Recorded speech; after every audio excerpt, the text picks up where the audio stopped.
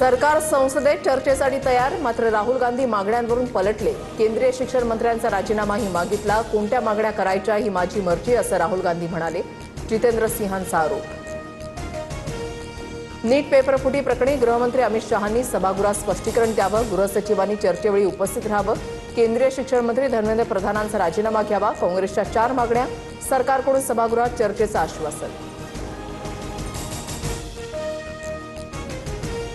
पंतप्रधान मोदींच्या निवासस्थानाजवळ 3 तासांपासून विरोधकांचा ठिय्या। राहुल गांधी, प्रियंका गांधी, अखिलेश यादवांसह खासदार पोलिसांच्या ताब्यात। आंदोलनस्थळी मोठा गोंधळ।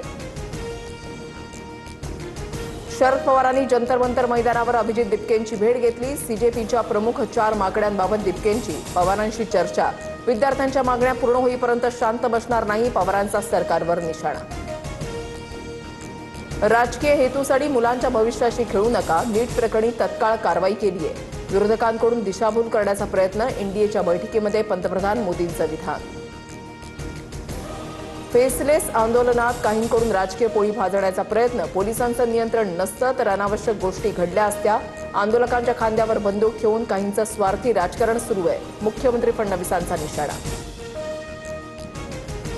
विरोधकांचा कॉक्रोच जनता पार्टीच्या आंदोलनाला पाठिंबा, उद्धव ठाकरे उद्या जंतर मंतरवर जाणार। सीजेपीच्या आंदोलकांची भेट घेणार। अरविंद केजरीवालांकडूनही आंदोलनस्थळी भेट घेत पोलिसांच्या लाठीचार्जचा निषेध।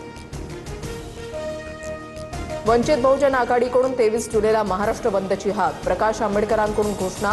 नीट पेपरफुटी प्रकरणी देशभरात सुरू असलेल्या आंदोलनाला पाठिंबा। कर्जमाफीची पहिली यादी उद्याच जाहीर करण्याचा प्रयत्न, मुख्यमंत्री फडणवीसांची घोषणा। 30 जुलैपूर्वी शेतकऱ्यांच्या खात्यामध्ये पैसे जमा होण्याची शक्यता।